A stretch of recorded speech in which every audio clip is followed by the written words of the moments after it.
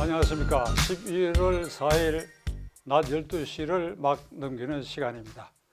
지금 이 시간에는 미국 대통령 선거 개표가 한창 진행 중에 있고 바이든과 트럼프가 엎치락뒤치락 한다는 뉴스를 보고 이 자리에 앉았습니다. 저는 오늘 한국 대선 얘기를 꺼내려고 합니다.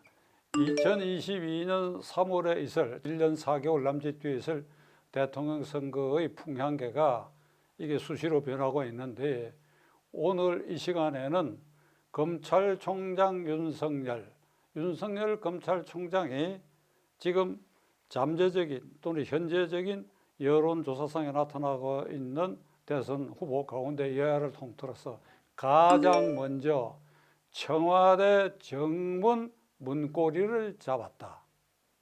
청와대 정문, 철제로 된 정문이 있고 그걸 열고 차를 타고 한 250m 가면 대통령 집무실이는 본관이 나타납니다.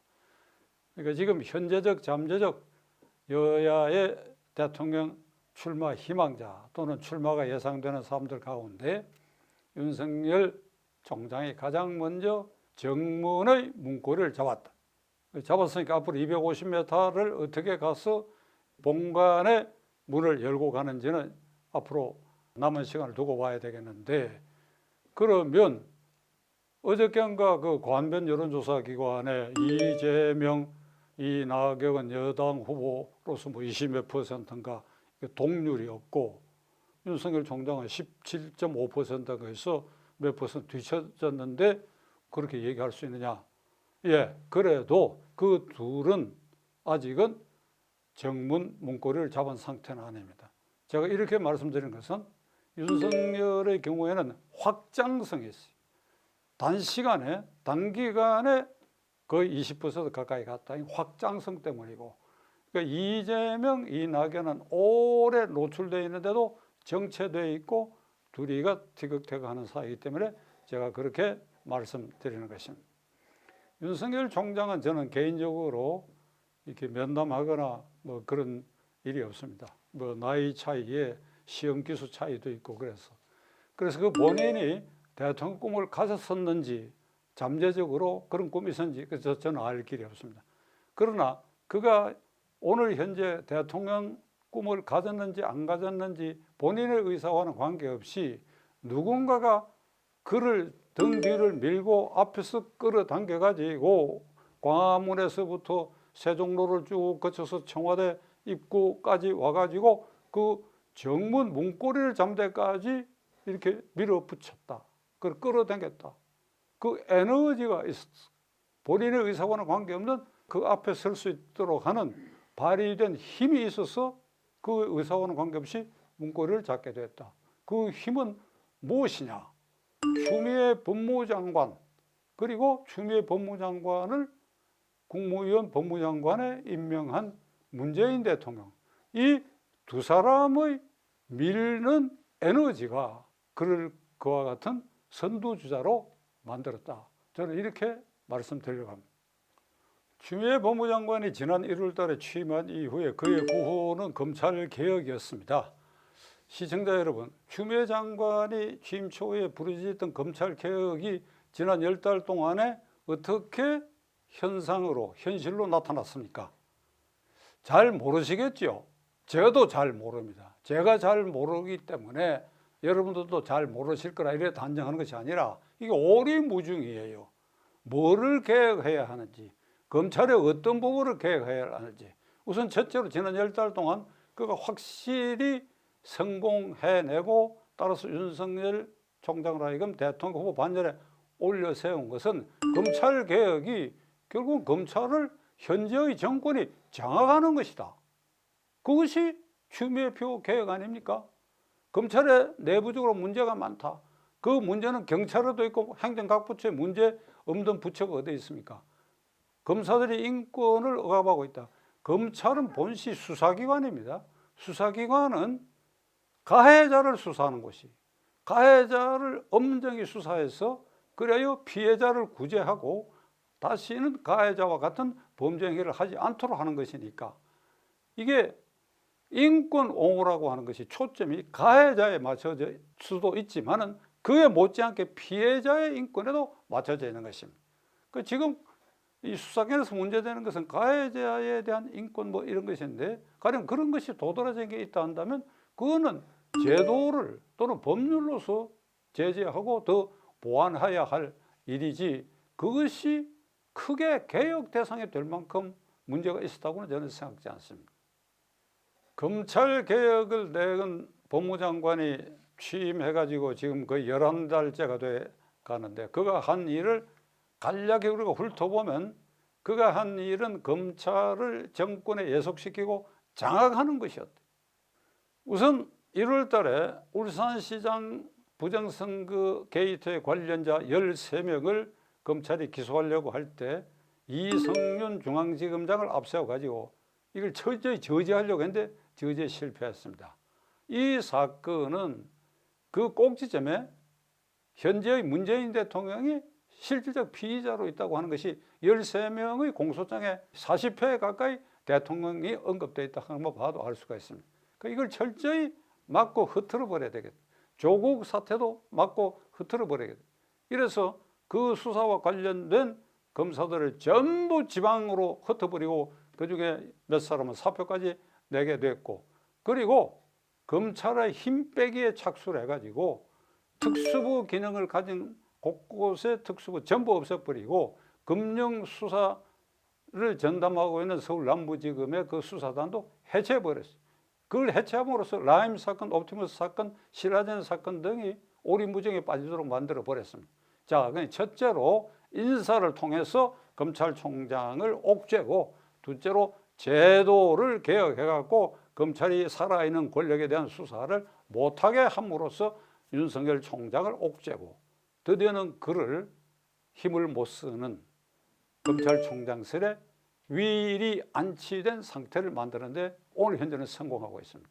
그러니까 이 과정마다 민심의 반발을 사서 그가 만일 꿈에도 대통령 될 생각을 하지 않았다고 한다면 대통령 될 생각을 만들어주고 그를 등을 떠밀고 앞에서 끌어가지고 청와대 정문까지 윤석열을 인도한 그 힘이 이러한 그릇된 잘못된 검찰개혁, 추미애식 검찰개혁 때문이고, 이를 옹호하고 침묵을 지킴으로써 그를 응원한 문재인 대통령. 윤석열 총장의 지휘권을 2차례 빼앗았습니다. 길게 말씀 안 드리겠습니다. 여러분 잘 아시니까. 검언유착, 채널A 이동재 기자와 한동훈 검사장, 그거 꽝 허탕으로 나타났습니다. 전혀 미안하다라든지 책임지는 모습 하나도 지금 보이고 있지 않습니다. 라임 사건, 그것도 검찰총장의 지휘권을 빼앗았습니다. 그거는 사기범, 중재가로서 아주 장기하게 선고될 것이 예정된 이 사기꾼 김봉현의 말을 믿고 그의 총장의 지휘권을 빼앗았지만 이것도 허탕으로 드러났는데, 이에 대해서도 법무장관은 조금도 부끄러움이 없습니다. 그리고 그 자신과 보좌관과 아들이 고발된 아들의 군 미복귀 사건에 대해서 서울 남부지검에 그것도 인사이동을 통해 가지고 자기 편에 있는 사람, 만만한 사람을 검사장 수사지휘라인에 앉혀놓고 추석 전날 무혐의를 만들어버렸어요. 이건 지난번에도 한 말씀드렸지만 반드시 재기 수사를 해서 검찰의 무혐의는 확정 판결이 아니기 때문에 이거 법무장관의 직권남용 혐의를 물어야 할 일인데, 이것도 아주 뻔뻔하게 태어납니다. 지금 말씀드린 이 고비고비마다 윤석열을 띄우는 에너지를 만들어줬다. 본인이 전혀 의식했든 안 했든 간에 본인의 행동과 말로 인해서 윤석열을 띄우는데 크게 이바지해 오고 있다. 추미애 법무장관은 검찰이 사정기관으로서 국회 문란 사건이나 부정선거 사건 탐관 오리들을 척결하는데 시퍼렇게 검찰의 힘을 발휘해야 된다, 이런 지휘를 한마디도 한 일 없습니다. 세상에 이런 법무장관이 어디 있습니까? 아니, 자기는 지금 민주당 대표 겸 국무위원 법무장관으로 취임한 사람 같아요.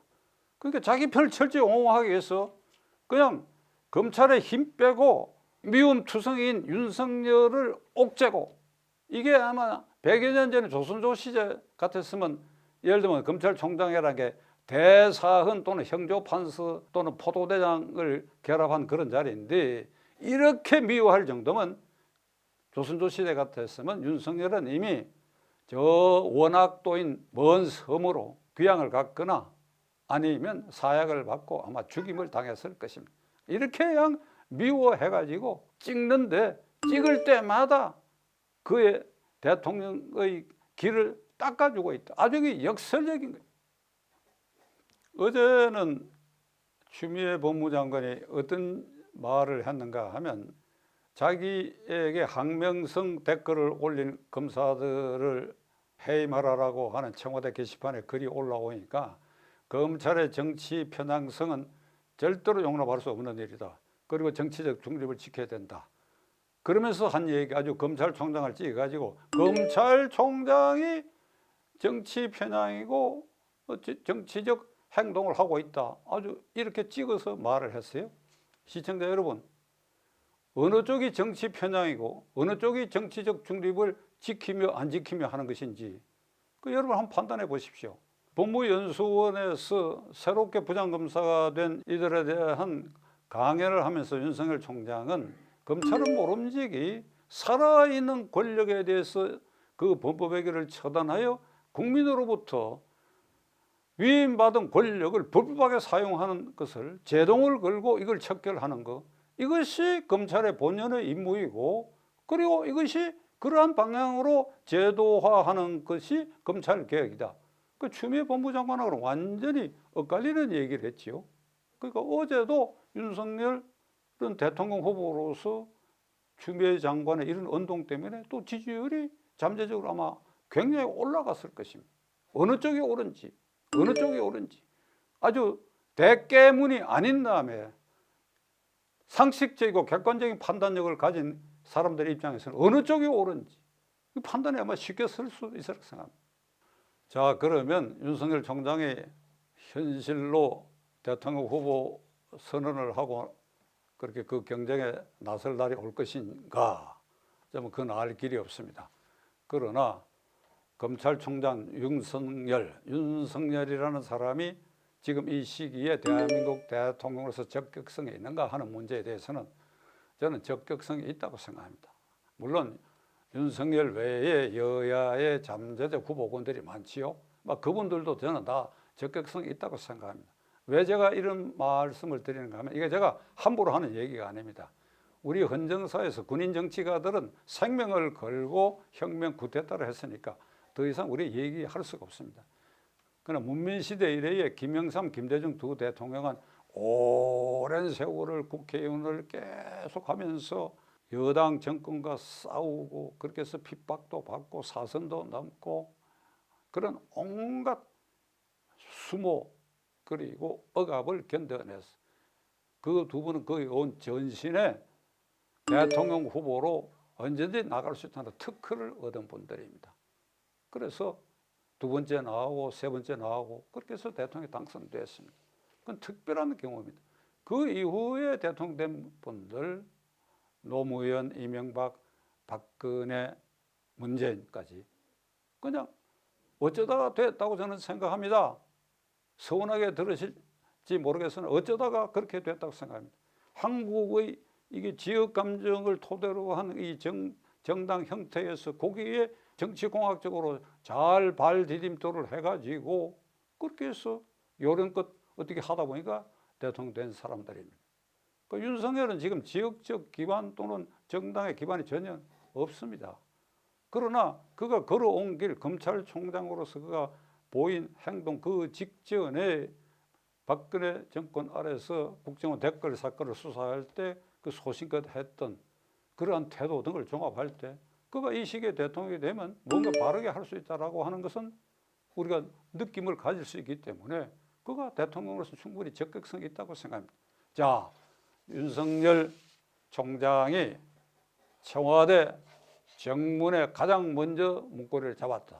250m 남은 본관 문까지 그가 과연 도달할 것인가? 또 그가 그런 의지를 있는가 하는 것은 우리가 더욱 지켜볼 일인데 한 가지 분명한 것은 추미애식 검찰개혁 그리고 그를 옹호하고 침묵 속에서 뒷받침하는 문재인 대통령, 이 두 사람 때문에 검찰총장 자리에 앉았던 윤석열이 대통령 후보 반열에 제일 먼저 선착했다. 이게 역사의 아이러니일 수가 있는데 지켜보시기로 하겠습니다.